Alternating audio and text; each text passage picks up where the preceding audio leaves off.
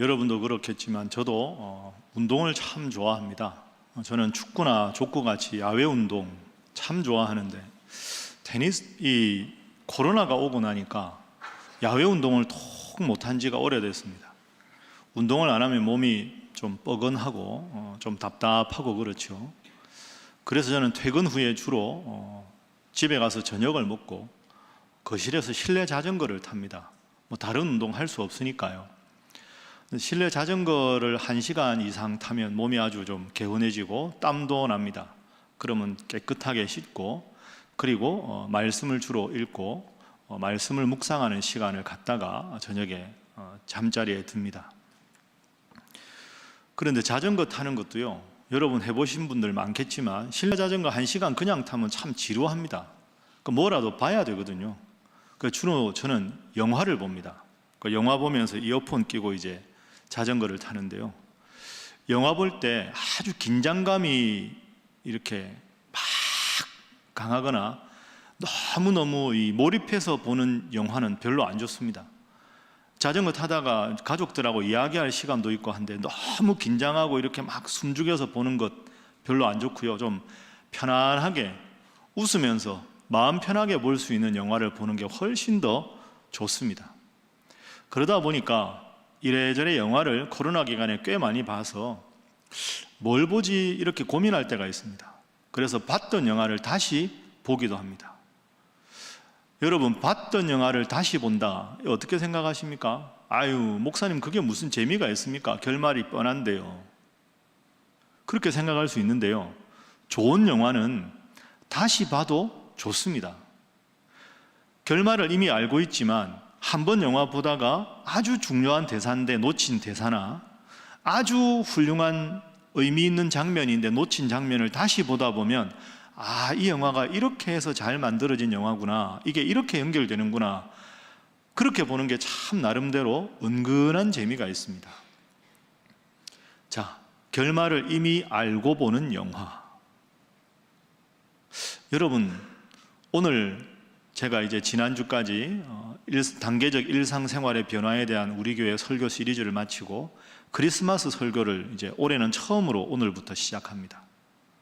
여러분, 오늘 본문 읽으면서 무슨 생각하셨습니까? 마리아 이야기구나. 마리아는 동정녀 상태에서 예수님을 낳았으니까 훌륭한 믿음을 가진 여인이구나. 우리도 이런 믿음을 본받아야 되는구나. 아마 신앙생활 오래 하신 분들, 크리스마스를 수십 년 겪으신 분들은 오늘 본문을 읽었을 때 이미 이 본문의 결론을 아실 겁니다. 오늘은 마리아의 믿음을 본받자 하는 것이 목사님 설교의 주제겠거니 하고 이미 짐작을 하고 계실 겁니다. 그런데 여러분, 보았던 영화를 다시 보는 게 새로운 의미가 있다, 이걸 생각해 보면 오늘 우리는 마리아의 훌륭한 믿음을 본받아야 한다 하는 결론을 이미 알고 있는 것 같지만 이 결론을 다시 한번 생각해 볼 필요가 있습니다. 마리아는 훌륭한 믿음을 가졌다. 여러분, 다시 한번 생각해 보십시오.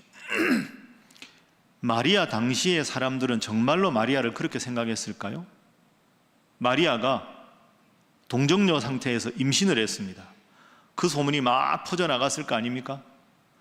그 당시 사람들, 오늘 우리가 아니라 그 당시에 나사렛에 함께 살았던 동네 사람들, 마리아 친구들은 마리아가 임신했다는 사실을 알았을 때 축복했을까요? 성경에는 마리아의 부모님의 이름은 나오지 않습니다. 그런데 만약에 여러분이 마리아의 부모님이라고 가정해 보십시오. 여러분 딸이 갑자기 임신을 했는데 성령으로 임신했다, 이런 말을 딸이 한다면, 내 뱃속에 인류를 구원할 예수님을 가졌다라는 말을 여러분의 딸이나 손녀가 한다면 여러분 과연 아멘 할렐루야 하나님을 찬양합니다, 이렇게 할 수 있었을까요? 한번 깊이 생각해 보십시오. 당시 사람들, 마리아 주위에 있었던 사람들은 마리아가 성령으로 예수님을 잉태했다는 사실을 알고 어떤 반응을 보였을까요? 제가 보기에 2가지 정도의 반응이 있었을 겁니다. 첫 번째 반응은 영적으로 어두운 여자다, 마리아는 귀신 들렸다, 이렇게 생각하는 사람들이 많았을 겁니다. 그 이유를 한번 살펴볼까요? 자, 우리가 아는 대로 어느 날 마리아에게 가브리엘 천사가 나타납니다. 그리고는 가브리엘 천사가 이렇게 말하죠. 마리아야, 너는 하나님의 은혜를 입었다. 너는 이제 성령으로 잉태해서 예수님을 낳을 것인데 예수님이 모든 인류를 구원할 구원자이다. 이 기쁜 소식을 전해줍니다. 그런데 중요한 건 누군가에게 하나님께서 천사를 보내서 소식을 전해준 이 사건은 그 전 400년간 없었다는 겁니다. 구약 성경 맨 마지막 책이 어느 책입니까? 말라기지요. 말라기서가 끝나고 이제 세례 요한과 예수님 사이에 한 400년의 시대 간격이 있는데요. 이 400년간은 신구약 중간기는 영적인 암흑기입니다. 하나님께서 그 어떤 선지자나 예언자나 아니면 천사나 특별한 하나님의 계시를 400년간 전혀 보여준 적이 없습니다. 그 400년간은 철저하게 하나님이 침묵한 영적인 암흑기였습니다. 그런데 무려 400년 만에, 4년도 아니고요, 40년도 아니고 400년 만에 마리아라고 하는 어린 여인에게 천사가 나타났습니다. 이건 다른 사람들에게 이야기하면 도저히 믿을 수 없는 일입니다. 400년간 천사가 나타나서 말한 적이 없었으니까요. 그런데 그렇게 천사가 갑자기 엘리사벳에게 얼마 전에 나타나고 또 마리아에게 나타나서 오늘 마리아에게 이렇게 말합니다. 28절 말씀을 화면으로 보십시오. 마리아에게 가브리엘 천사가 말합니다. 은혜를 받은 자여 평안할지어다. 주께서 너와 함께 하시도다. 자, 마리아가 이 천사를 보고 깜짝 놀랐습니다. 천사가 나타난 적이 400년간 없었으니까요. 마리아가 얼마나 기뻤을까 생각하십니까? 아닙니다, 여러분. 마리아는 기뻐하지 않았습니다. 당황했지요. 이런 일이 없었으니까. 30절 보십시오. 30절에 보면 마리아에게 무서워하지 말아라 이렇게 말합니다. 그 말은 마리아가 지금 매우 무서워했다는 뜻입니다. 이게 무슨 일인가? 저자가 누구인가? 천사가 나에게 나타났다고? 이게 경이로운 사건이 아니라 무서운 사건이었습니다. 그런데 그 무서워하는 마리아에게 천사가 말합니다. 31절 말씀.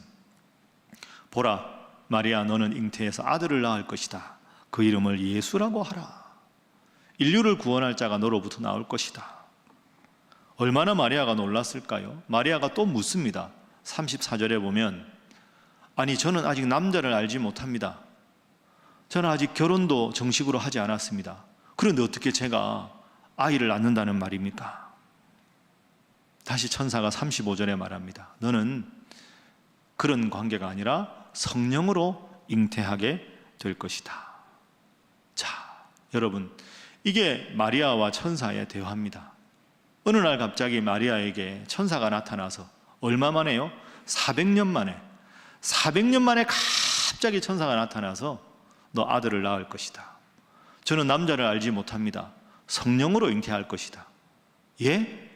너의 몸에서 난 자는 이 온 세상을 구원할 메시아, 구원자 예수님이시다. 이렇게 말을 합니다. 자, 이 엄청난 경험을 하고 가정해 보시죠. 여러분의 딸이나 손녀가 여러분에게 옵니다. 어머니, 할머니, 할아버지, 아빠, 천사가 저에게 나타나서 이렇게 말씀을 하셨어요. 저는 정말 하나님의 은혜를 받았어요. 이렇게 고백한다면 여러분의 반응이 어떤 반응일까요? 아멘, 할렐루야 나오기가 어렵습니다. 400년 만에 이런 일이 있다니까요. 마리아는 신분이 높은 사람도 아니었잖아요. 대단한 가문도 아니었는데 뭐라고? 다시 말해봐. 성령으로 잉태한다고? 너의 몸에서 구원자가 난다고? 마리아야, 너 지금 이 말 누구한테 한 적 있어? 아니요, 아직 없는데요. 입 다물어. 쉿, 조용히 해. 아무도에게 입 밖에 내지 마. 너 혹시 이거 정말로 천사 본 것 맞아? 잘못 본 거 아니야? 그리고는 부모님이나 할머니, 할아버지가 이상하다. 마리아가 요즘 좀 이상해진 것 같아. 이런 일은 있을 수 없는 일이야. 이렇게 더 걱정하고 근심하는 것이 더 자연스러운 반응이었을 겁니다. 가족들이 그랬다면 그 당시 사람들은 어떻게 마리아의 잉태 소식에 대해서 반응했을까요? 두 번째 생각입니다. 제가 보기에는 매우 행실이 나쁜 여자다, 이렇게 마리아를 봤을 겁니다. 요즘 흔히 하는 말로 10대 미혼모가 마리아입니다. 여러분 다 아시죠? 오늘 본문에 이 일이 일어난 때는 요셉과 마리아가 정혼한 때입니다. 정혼은 쉽게 말하면 약혼 상태지요. 약혼하고 1년 정도 있다가 당시에 결혼을 하는 것이 풍습입니다. 그런데 정혼을 이미 하면 공식적으로 부부관계가 된 것과 같습니다. 동침을 할 수 있다는 말이 아니라 이제는 이 남자, 이 여자 외에 다른 남자나 여자를 만나거나 관계를 해서는 안 된다는 뜻입니다. 정혼을 하고 1년 후에 결혼을 한다. 그러면 당시의 풍습에 의하면 마리아가 정혼했을 때 나이가 몇 살쯤 되었을까요? 대략 그 당시 풍습에 의하면 마리아가 당시에 천사를 만났을 때 나이가 13살 정도로 추정합니다. 여러분 13살이면 물론 그 당시와 오늘날이 다르지만 오늘날 우리 나이로 변환시켜보면 초등학교 6학년, 중학교 1학년입니다. 그 당시 조언을 하더라도 13살이라는 나이는 참 어린 나이죠. 그러니까 여러분 솔직히 말씀드리면 13살짜리 소녀가 임신을 했다는 건 신앙적인 관점으로 보면 대단한 일이지만 아주 냉정하게 현실적으로 오늘 우리의 관점에서 보면 10대 미혼모가 된 것입니다. 갑자기 13살짜리 소녀가 임신을 했다는 겁니다. 그 소문이 나겠지요. 마리아 배가 점점 불러오면서 소문이 점점 더 많아지지 않았겠습니까? 주위 사람들이 마리아를 어떻게 보았을까요?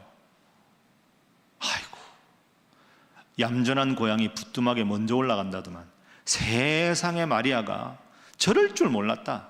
어머, 제가 어떻게 저런 애냐? 막 따가운 눈초리로 마리아를 바라보았을 것입니다. 그리고 억측도 많이 생겼겠죠. 그러고 보니 마리아가 말이야, 요즘에 딴 남자들 보는 눈빛이 이상했어. 요셉하고만 그렇게 한 게 아닌 것 같아. 저 눈빛 봐, 눈빛. 저 이상하지? 남자 홀리는 눈빛이야, 저 눈빛이. 막 이런 말 또 무성하게 하는 사람들 얼마나 많았을까요? 마리아 배가 점점 불러오면 불러올수록 그런 억측과 허황된 소문은 더 많았을 겁니다. 마리아가 어느 날 참다 못해서 저는 성령으로 잉태한 것입니다. 하나님께서 천사를 통해 저에게 말씀하셨습니다. 이렇게 말하면 드디어 미쳤다. 저 마리아가 귀신 들렸다. 이렇게 보기가 훨씬 쉬운 게 그 당시 마리아의 상황입니다. 우리는 결론을 아니까 그렇게 보지 않았지만 충분히 여러분 당시 사람들은 그렇게 마리아를 보지 않았을까요? 그런데 왜 마리아인가? 정말로 마리아는 믿음이 훌륭한 그런 여인이었습니다. 13살짜리 소녀라고 도저히 믿겨지지 않습니다. 너의 몸에 성령으로 잉태할 터인데 인류를 구원할 예수님을 낳을 것이다. 그 엄청난 소식을 들었을 때 마리아의 반응을 보십시오. 이게 과연 마리아라고 우리가 믿음의 여인이라고 말할 수 있는 이유가 됩니다. 자, 38절 말씀입니다. 우리 함께 화면 보면서 38절 읽어보겠습니다. 시작. 마리아가 이르되 주의 여종이오니 말씀대로 내게 이루어지이다 하매 천사가 떠나가니라. 아멘. 한번 따라하겠습니다. 주의 여종이오니 말씀대로 내게 이루어지이다. 여러분 정말 대단한 고백입니다. 이게 13살짜리 소녀에게 천사가 이런 말을 전해줬는데, 저는 주님의 종입니다. 주님의 뜻이 그러하다면 그 말씀대로 저에게 이루어지기를 원합니다. 이런 훌륭한 믿음을 가졌기 때문에 예수님은 마리아의 몸을 빌어서 이 세상에 오신 겁니다. 정말로 훌륭한 믿음입니다. 자, 이 고백을 한 다음에 마리아가 예수님을 낳을 때까지 아까 말씀드린 대로 점점 배가 불러오겠죠. 자기 스스로는 하나님 앞에 분명히 받은 게 있는데 다른 사람들은 계속 따가운 눈빛을 마리아에게 끝없이 보내면서 허황된 소문을 막 듣게 될 겁니다. 마리아가 얼마나 힘들었을까요? 그런데 마리아는 낙심하지 않았습니다. 어쩌면 하루가 한 달, 1년처럼 걸리는 그 엄청난 모진 세월 속에서도 낙심하지 않고 주의 종이오니 주의 뜻이 내게 이루어지기를 바랍니다. 이 믿음만 가지고 마리아는 살았습니다. 낙심하지 않은 훌륭한 믿음의 여인이 마리아죠. 지난 주일날 오후에 재직회 마치고 제가 우리 노회에 있는 한 교회에 특강을 하러 갔었습니다. 그 교회 이제 직분자들 특강을 다 마치고 이제 담임 목사님 방에서 차를 한잔 하는데, 그 목사님 참 훌륭한 분이거든요. 그 목사님과 차를 한잔 하면서 이런저런 이제 담임 목사 대 담임 목사로 이제 대화를 좀 나누었습니다. 아유, 목사님 어떻게 목회는 잘 되십니까? 뭐 이런저런 목회에 관한 이야기를 하는데, 그 목사님께서 목사님 목회 보람도 많은데 힘들 때도 참 많습니다. 지칠 때도 많습니다. 그런데 배 목사님, 제가 지난주에 말씀을 읽다가 한 말씀에 큰 은혜와 도전을 받았습니다 하고는 말씀을 저한테 하나 읽어주셨습니다. 고린도후서 4장 16절 말씀입니다. 사도 바울이 이렇게 말합니다. 그러므로 우리가 낙심하지 아니하노니 우리의 겉사람은 낡아지나 우리의 속사람은 날로 새로워지도다. 낙심하지 아니하노니. 배 목사님, 어떻게 바울은 저렇게 고백할 수 있었을까요? 이렇게 목회하다 보면 감사한 일도 많지만 낙심할 일이 참 많은데 낙심하지 아니하노니, 저 문장이 저를 너무너무 부끄럽게 만들었습니다. 하나님께서 낙심하지 말고 열심히 주님만 바라보고 목회하라는구나, 그 교훈을 저에게 주셔서 큰 은혜와 도전을 받았습니다. 제가 이제 그 목사님과 대화하고 집으로 돌아올 때, 주일이니까 오후에 참 피곤했지만 한편 너무너무 감사했습니다. 그래, 오늘은 내가 저 교회 강의를 하러 간 게 아니라 주님께서 나에게 배 목사 낙심하지 말아라, 나만 바라보라 하는 이 귀한 교훈을 목사님을 통해서 나를 듣게 하시기 위해서 나를 교회 보내셨다, 이런 고백을 하게 해주셨습니다. 몸은 피곤했지만 참 감사했습니다. 여러분, 그렇습니다.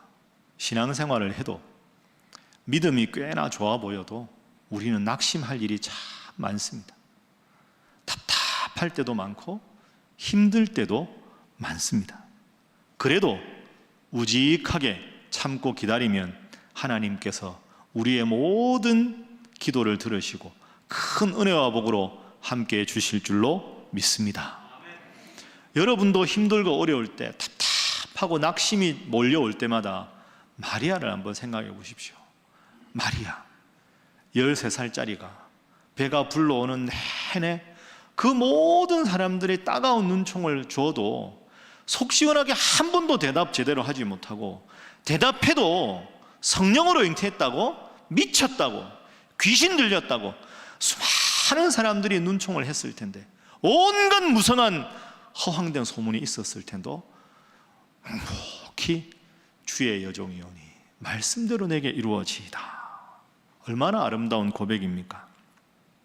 사랑하는 우리 신일교회 성도 여러분, 대림절과 성탄을 맞이하면서 오늘 우리도 이런 고백을 할 수 있어야 합니다. 우리의 인생이 보잘것없어도, 우리가 사실 세상적으로 보면 마땅히 내세울 것이 없어도, 남들 보기에 대단한 능력을 가지지 못했어도 하나님께서 오직 마리아의 그 믿음만 보셨듯이 우리의 믿음만 보시는 줄로 믿습니다. 하나님 앞에 온전한 마리아와 같은 믿음으로 하나님께서 여러분에게도 복을 주시고 큰 은혜를 주시기를 주님 이름으로 축복합니다. 자, 우리 옆에 분들과 인사 한번 하겠습니다. 마리아의 믿음을 본받으시기 바랍니다. 한 번 더 하겠습니다. 낙심하지 마시기 바랍니다.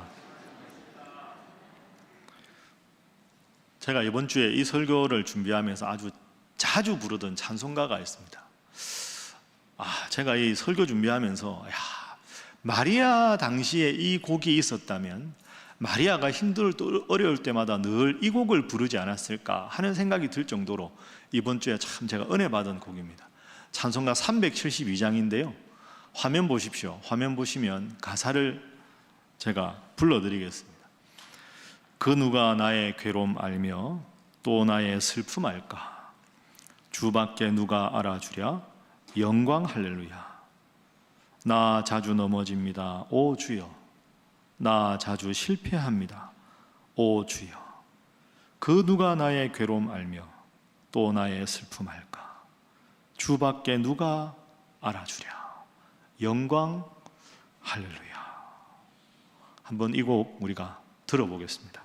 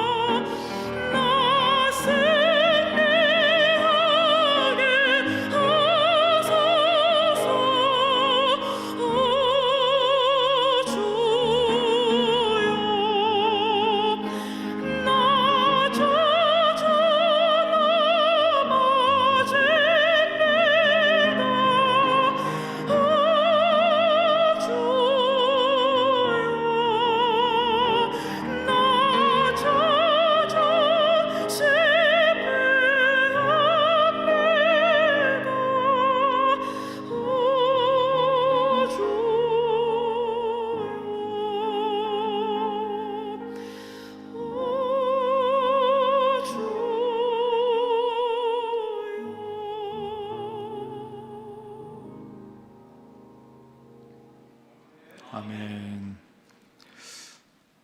여러분 참 이 곡에서 참 대단하다 하고 제가 느꼈던 가사가 영광 할렐루야라는 가사입니다. 그 누가 나의 괴로움 알고 나의 슬픔을 알까? 주님에는 아무도 모르는 이 엄청난 압박과 괴로움과 서름이 있는데 그 한 줄의 끝부분의 후렴이 영광 할렐루야입니다. 원망할 법도 한데 원망 할렐루야, 영광 할렐루야. 마리아의 마음이 바로 이런 마음이 아니었을까요? 다들 욕하고 비난하고 하는데 주의 종이 오니 주의 말씀대로 내게 이루어지이다. 영광 할렐루야. 여러분, 이 고백이 힘들고 어렵지만 오늘 우리의 고백이 되어야 하지 않겠습니까? 우리가 열심히 노력해야 받은 상이 값진 법이지요. 십자가와 고난이 반드시 겪어야 부활의 기쁨이 있습니다. 마리아는 배가 불러오면 불러올수록 더 심한 야유와 비난과 빈정거림을 들었을 겁니다. 그런데 그 마리아는 그 13살짜리 소녀가 말입니다. 모함을 받아도 남들이 다 이런저런 소리를 해도 참 모진 말로 가시돋친 말로 자기 마음을 그렇게 아프게 해도 하나님이 아시니까, 하나님은 내 마음을 아시니까 그 마음으로 하나님 알아주시니 결국 좋은 날 올 테니까 그 마음으로 잘 이기고 기다렸습니다. 그렇게 낙심하지 않고 기다린 그 기다림의 끝에 마리아는 온 세상을 구원하실 예수님, 그 예수님의 어머니라는 인류 역사상 가장 위대한 여인 한 사람에게만 붙여줄 수 있는 복된 칭호의 주인공이 되었습니다. 말씀을 정리하겠습니다. 여러분, 오늘 대림절 세 번째 주일입니다. 대림, 기다릴 대자에 임할 임자입니다.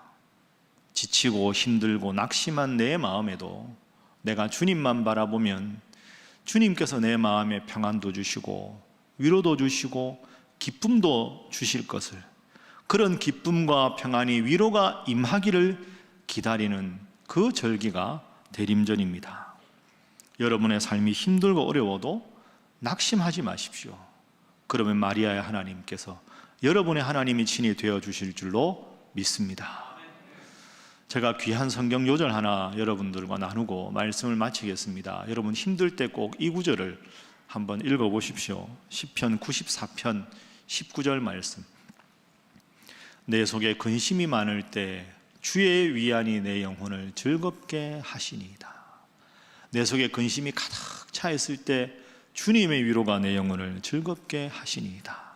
이 말씀 한 주간 마음속에 꼭 새기시고 근심이 생길 때, 낙심하는 마음이 들 때마다 주님의 평안과 주님의 위로로 승리하는 우리 사랑하는 신일의 모든 성도들 되시기를 주님 이름으로 축복합니다. 기도하겠습니다.